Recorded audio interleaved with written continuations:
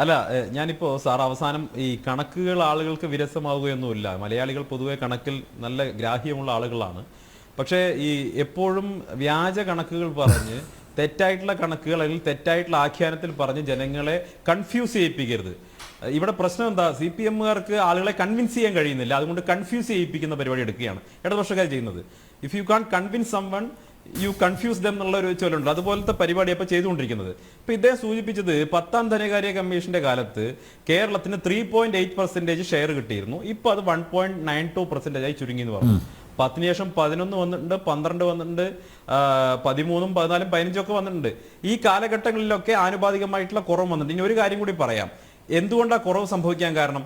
നേരത്തെ ഉണ്ടായിരുന്ന 970 കാനുഷിമാരി കണക്കനുസരിച്ച് അന്നത്തെ ജനസംഖ്യാടിസ്ഥാനത്തിലുള്ള വിഹിതമാണ് ലഭിച്ചിരുന്നതെങ്കിൽ ഇപ്പൊ 2011 സെൻസസ് ഡാറ്റ അനുസരിച്ചുള്ള വിഹിതം തീരുമാനിച്ചു. അങ്ങനെയാണ് സ്വാഭാവികമായിട്ടുള്ള കുറവ് കേരളത്തിന് മാത്രമാണോ വന്നിട്ടുള്ളത്? കർണാടകയ്ക്ക് വന്നിട്ടില്ലേ? തമിഴ്നാടിന് വന്നിട്ടില്ലേ? അല്ലെങ്കിൽ മറ്റ് പല സംസ്ഥാനങ്ങൾക്കും വന്നിട്ടില്ലേ? അപ്പൊ ആ സംസ്ഥാനങ്ങൾക്കൊന്നും ഇല്ലാത്തൊരു പ്രത്യേകത എന്താ നിങ്ങൾക്ക് മാത്രം ഉള്ളത്? അങ്ങനെ പറയാൻ സാധിക്കുമോ? ഈ ജനസംഖ്യാടിസ്ഥാനത്തിൽ സ്വാഭാവികമായിട്ടും കേരളത്തിന് കുറവ് സംഭവിച്ചിട്ടുണ്ട്. കേരളത്തിന് മാത്രമല്ല കുറവ് സംഭവിച്ചിട്ടുള്ളത്. ഇത് കേരളത്തെ മാത്രമായി അവഗണിക്കുന്നു എന്ന തെറ്റായിട്ടുള്ള ആഖ്യാനം പറയരുത്. അത് സ്വാഭാവികമായി വന്നിട്ട് ഇനി ഒരു കാര്യം കൂടി മനസ്സിലാക്കണം. ഈ 14ാം ധനകാര്യ കമ്മീഷൻ സമയത്ത് ഈ നരേന്ദ്രമോദി സർക്കാരാണ് നമ്മുടെ ആകെ കേന്ദ്രം പിരിക്കുന്ന നികുതി വരുമാനത്തിന്റെ പങ്ക് 32% നിന്ന് 42% വർദ്ധിപ്പിക്കാനുള്ള തീരുമാനം എടുത്തത്. ഞാൻ ചോദിക്കട്ടെ, അത് എത്ര വലിയ ഹ്യൂജ് ആയിട്ടുള്ള ഡിഫറൻസ് ആണ് കേരളത്തിന് കേന്ദ്ര സഹായത്തിൽ ഉണ്ടാക്കിയത്? വലിയ, നിങ്ങൾ ഈ പെർസെൻറ്റേജിൽ പറഞ്ഞ് ആളുകളെ തെറ്റിദ്ധരിപ്പിക്കാൻ നോക്കരുത്. കേന്ദ്ര സഹായം നിങ്ങൾ കണക്കുകൾ നോക്കുന്ന സമയത്ത് വലിയ വർധന ഉണ്ടായിട്ടുണ്ട്. അത് എല്ലാ മേഖലയിലും.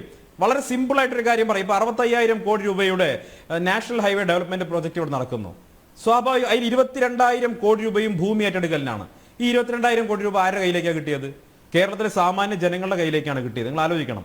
ഈ 1 രൂപ നമ്മുടെ അടിസ്ഥാന വികസന മേഖലയിൽ ഇൻവെസ്റ്റ് ചെയ്ത് കഴിഞ്ഞാൽ 3 രൂപ അത് നമ്മുടെ സാമ്പത്തിക രംഗത്ത് പ്രതിഫലിക്കും എന്നാണ് എക്കണോമിസ്റ്റുകളൊക്കെ പറയുന്നത്. അദ്ദേഹത്തിന് അത് അറിയുമായിരിക്കും. സ്വാഭാവികമായിട്ടും 65,000 കോടി രൂപ കേരളത്തിലെ ദേശീയപാത വികസനത്തിന് മാത്രമായി കേന്ദ്രം ഇൻവെസ്റ്റ് ചെയ്തപ്പോൾ സ്വാഭാവികമായിട്ടും അത് എത്ര രൂപയായിട്ട് ഇവിടുത്തെ നമ്മുടെ എക്കണോമിയിൽ അത് പ്രതിഫലിച്ചിട്ടുണ്ടാകണം? അത് ഏകദേശം 2 ലക്ഷം കോടി രൂപയോളം ഉള്ള പ്രതിഫലനം ഉണ്ടായിട്ടുണ്ടാവും. വാസ്തവത്തിൽ കേന്ദ്രം എത്രയാണ് ഇൻവെസ്റ്റ് ചെയ്യുന്നത്? ഇത് മാത്രമല്ലല്ലോ, ഇപ്പോ കോഴിക്കോടിലെ രാമനാട്ടുകര മുതൽ പാലക്കാട് വരെ നീളുന്ന ഗ്രീൻഫീൽഡ് ഹൈവേ വരുന്നുണ്ട്. പൂർണ്ണമായിട്ടും ഭൂമി ഏറ്റെടുക്കലിൽ പോലും നയാ പൈസ ഇവർ ഇൻവെസ്റ്റ് ചെയ്യുന്നില്ല. പൂർണ്ണമായിട്ടും കേന്ദ്രം 10,000 കോടി രൂപ പദ്ധതിയാണ്. അങ്ങനെ കേരളത്തിൽ മാത്രം അടിസ്ഥാന സൗകര്യ വികസന മേഖല മാത്രം 2 ലക്ഷം കോടിയുടെ പദ്ധതി കേന്ദ്രം കൊടുത്ത സമയത്ത് നിങ്ങൾ ചുരുങ്ങിയ വർഷം ചിന്തിക്കുക, അതിന്റെ GST വരുമാനം മാത്രം കേരളത്തിന് എത്ര കിട്ടിയിട്ടുണ്ടാകും? സ്വാഭാവികമായിട്ടും കിട്ടിയിട്ടുണ്ടാകുമല്ലോ. ഏറ്റവും ചുരുങ്ങിയത് ഒരു 18% കിട്ടിയിട്ടുണ്ടാകുമല്ലോ. ഇവിടുത്തെ സിമെന്റ് ഉൾപ്പെടെയുള്ള വിവിധ മേഖലകളിൽ നിന്നിട്ടുള്ള GST വരുമാനം കിട്ടിയിട്ടുണ്ടാവുമല്ലോ. എത്ര 1000 കോടി രൂപ കേന്ദ്ര ഇൻവെസ്റ്റ്മെന്റ് എന്നുള്ള GST വരുമാനം കേരളത്തിന്റെ ഖജനാവിലേക്ക് കിട്ടി? അതൊന്നും മാറ്റി കൊടുക്കാൻ പറഞ്ഞിട്ട് ഇവർ ചെയ്തിട്ടില്ല. അറിയോ? ഈ ഭൂമി ഏറ്റെടുക്കലിന് നിങ്ങൾക്ക് പൈസ തരാനില്ലെങ്കിൽ നിങ്ങൾ GST എങ്കിലും ഒന്ന് മാറ്റി കൊടുക്ക്, GST ഇളവ് കൊടുക്കുക എന്ന് പറഞ്ഞാൽ അതുപോലും ചെയ്തിട്ടില്ല. അപ്പൊ നിങ്ങൾ ഈ കണക്കുകൾക്ക് പിന്നിൽ ഒളിച്ചിരുന്നു കൊണ്ട് ജനങ്ങളെ കൺഫ്യൂസ് ചെയ്യിപ്പിക്കരുത്.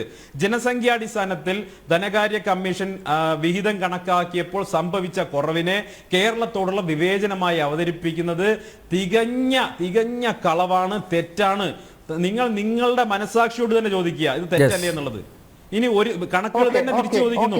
ഇവര് 63,000 കോടി രൂപയുടെ കണക്ക് പറയുന്ന സമയത്ത് ആ കണക്കുകൾ ഭിന്നിപ്പിച്ച് ഒരു സെക്കൻഡ് ഒറ്റ കാര്യം സ്ട്രൈറ്റ് ആയി ചോദിക്കട്ടെ സാർ, ഒറ്റ കാര്യം സ്ട്രൈറ്റ് ആയി ചോദിക്കട്ടെ. കേരളത്തിന് GST നഷ്ടപരിഹാരം ലഭിക്കാൻ അർഹതയുണ്ടോ ഇല്ലയോ? സ്ട്രൈറ്റ് ചോദ്യമാണ്. Yes or no? സാർ പറയൂ. അല്ല, ആ ചോദ്യം ആദ്യമേ വന്നിരുന്നു. അനിൽ ഞങ്ങൾ ചോദിച്ചിരുന്നു. ആ ചോദ്യത്തിന് മറുപടിയൊക്കെ ഓഫ് കോഴ്സ് ഞാൻ വരും, സംശയമില്ലാതെ ഞാൻ മറുപടി. ഇതുവരെ അതിലേക്ക് വന്നില്ല. യെസ് ഓർ നോ ചോദിച്ചുള്ളൂ Shri Jayendran. Yes or no? മറുപടി വന്ന് പറഞ്ഞു പോകണം. ഇല്ല, കൺഫ്യൂസ് ചെയ്യുന്നില്ല. കേരളത്തിന് GST നഷ്ടപരിഹാരം ലഭിക്കാൻ അർഹതയുണ്ടോ ഇല്ലയോ? GST ആക്ട് പ്രകാരം അർഹതയുണ്ടോ ഇല്ലയോ സർ? സ്ട്രേറ്റ് ചോദ്യം, യെസ് ഓർ നോ? അല്ല, സ്ട്രേറ്റ് ചോദ്യം ഞാൻ മറുപടി സ്ട്രേറ്റ് ആയിട്ട് പറയണം. ഞാൻ താങ്കൾ ഇതുവരെ പറഞ്ഞത് സത്യം എന്താ കാണിക്കൂ? അല്ല, താങ്കൾ ഇതുവരെ ചോദിച്ചൊരു സന്ദീപ് വാര്യർ അതിന് മറുപടി പറയണ്ട. ഞാൻ അല്ല ഇത് ആദ്യം ഇത് പറഞ്ഞിട്ട് ഇത് ഓക്കേ, just- ഇത് പറഞ്ഞിട്ട് മതി. ഓക്കേ, തീർച്ചയായിട്ടും സാർ ഇത് പറഞ്ഞിട്ട് അതിലേക്ക് പോകൂ. ഞാൻ ഇത് പറഞ്ഞിട്ട് തന്നെ പോവാം, എന്നിട്ടേ മറ്റേതിന്റെ മറുപടി പറയുന്നുള്ളൂ. ശരി. ഓക്കെ. തുടങ്ങാം. GST-യുടെ മറുപടി എസ്വർണ ചോദിച്ചതിന് മറുപടി തന്നെയാണ് പറയുന്നത്. ആ. GST കുടിശ്ശിക കേരളത്തിന് കിട്ടാനില്ല.